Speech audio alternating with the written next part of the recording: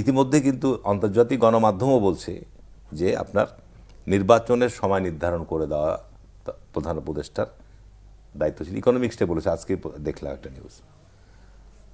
গত পরশুদিন উনি ভাষণেও বলেছেন যে প্রয়োজনীয় কিছু সংস্কার, প্রয়োজনে কিছু সময় লাগলে আমরা দ্রুত নির্বাচন দেব। আবার আজকে আসিফ নজরুলের আপনার একটা স্টেটমেন্ট এসছে যে অতি প্রয়োজনীয় কিছু সংস্কার, যত দ্রুত সম্ভব নির্বাচন।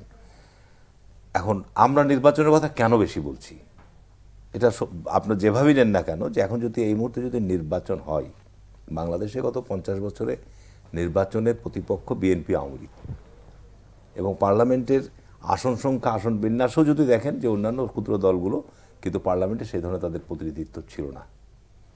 তাহলে আপনাকে এই আজকে রাষ্ট্রের এই সংকট বা এই দায়, বিএনপির একটা বিরাট দায় দায়িত্ব আছে।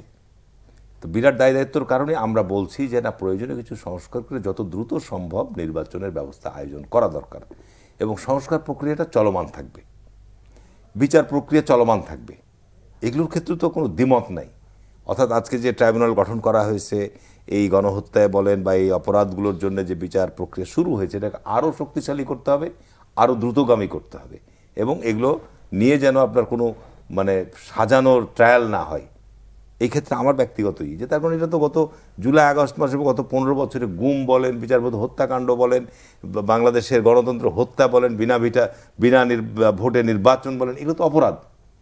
এই অপরাধগুলোর বিচার হবে না।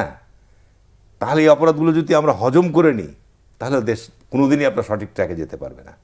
সুতরাং এটা একটা সময় এসছে, এই জায়গাগুলোর বিচার প্রক্রিয়া চলতে থাকবে। এই ক্ষেত্রে রাজনৈতিক দলগুলোর কমিটমেন্ট থাকবে, বিএনপির মতো বড় দলের অবশ্যই কমিটমেন্ট থাকতে হবে।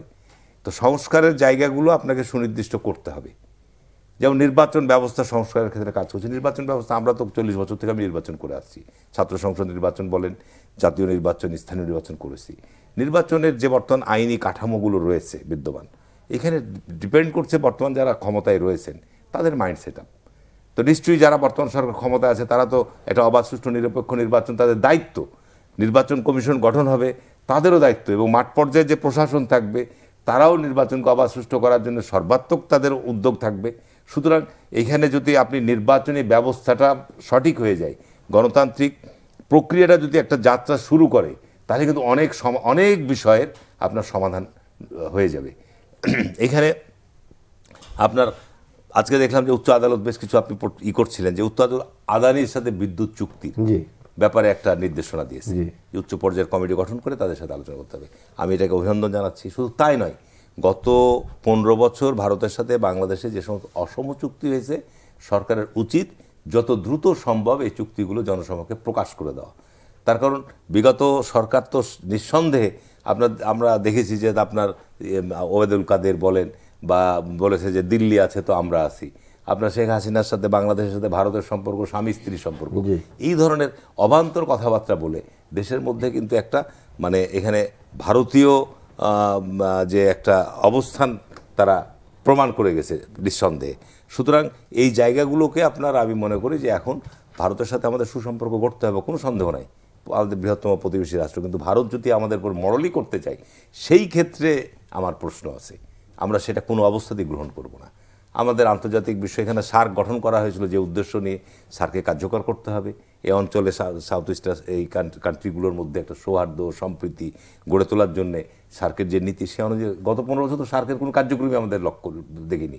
সুতরাং সার্ককে কার্যকর করতে হবে, তাহলে এই অঞ্চলের মধ্যে শান্তি, সৌহার্দ্য, সম্প্রীতি একটা জায়গা বৃদ্ধি পাবে। ভারত পাকিস্তানের মধ্যে যে আপনার একটা উত্তেজনা রয়েছে, সেগুলোও সার্কের মধ্যে আসবে, উত্তেজনা কমবে। তাহলে তো এই অঞ্চলের মধ্যে একটা আপনার শান্তি, স্থিতিশীলতা ফিরে আসবে। এই জায়গাগুলোকে ঠিক করার জন্যই তো আপনার থেকে 40 বছর আগে সার্কের সৃষ্টি হয়েছে। সুতরাং আমি যেটা মনে করি যে নির্বাচন নিয়ে আপনার সরকারকে সুনির্দিষ্ট সংস্কারের একটা জায়গা ক্লিয়ার করে দেওয়া দরকার, এবং অবশ্যই একটা রোডম্যাপ, যে ঠিক আছে আমি মার্চে পারবো না, আমি জুনে করব, জুনে পারবো না, আমি নভেম্বরে করব, এর মধ্যে আমি এই কাজগুলো করব। এইটার ব্যাপারে তো আপনি দেখেন এক এক সময় এক এক ধরনের এক একজন উপদেষ্টা বক্তব্য দিয়ে কিন্তু একটা ধোঁয়াশা তৈরি হচ্ছে। একটা মনে হচ্ছে যে আজকে দেখা যাচ্ছে যে ছাত্ররা নতুন রাজনৈতিক দল, বাংলাদেশে মতামত প্রকাশের জায়গা থাকুক। 1/11-এর সময় আপনার কিংস পার্টি তৈরি করা হয়েছে এবং চেষ্টা করেছে, ব্যর্থ হয়েছে। এখনও যদি আবার আমরা লক্ষ্য করি যে আজকে আবার ক্ষমতার ছত্রছায়ায় আবার নতুন কোনো পার্টি তৈরি করে আপনার সেটাকে আপনার নতুন করে জায়েজ করার প্রচেষ্টা চালানো হবে, দেশ ভয়াবহ বিপর্যয়ের মধ্যে যাবে, ভয়াবহ বিপর্যয়ের মধ্যে যাবে। সুতরাং ওই দিকে না আমরা অগ্রসর দৃষ্টিপাত না করে মানুষের সংকট সমস্যাগুলো আড়াল না করার চেষ্টা করে আজকে আপনাকে আমরা একটা জায়গায় যাওয়ার জন্য, আজকে যে রাজনৈতিক দলই আপনার নির্বাচনের মধ্যে ক্ষমতায় আসুক, এই যে গত 15 বছরের যে আমাদের দেশের উপর দিয়ে যে একটা তাণ্ডব গিয়েছে, সুতরাং সেটাকে মাথায় রেখেই তো আপনাকে যেতে হবে। রাজনৈতিক মাঠ ছিল না, এটা চর্চার ব্যাপার। আজকে রুল হক নূর একটা রাজনৈতিক দল গঠন করেছে, তারা মাঠ পর্যায়ে কাজ করছে, আরও বিভিন্ন দল আজকে নতুন করে আপনার যাত্রা শুরু করছে। সেই জায়গাগুলো আপনি কাজ করার সুযোগ দেন, তাদের চর্চা করার সুযোগ দেন, অসুবিধা তো নাই। আমরা যত আলোচনা হবে, যত মতামত থাকবে, সেগুলোকে যারা বৃহত্তম রাজনৈতিক দল রাষ্ট্র ক্ষমতায় থাকবে, এই সমস্ত দাবি দেওয়াগুলোকে কতটুকু আমরা অ্যাকোমোডেট করতে পারবো আমাদের সীমিত ক্ষমতার মধ্যে থেকে, সেই জিনিসগুলো তো আমরা বিবেচনা আনতে হবে।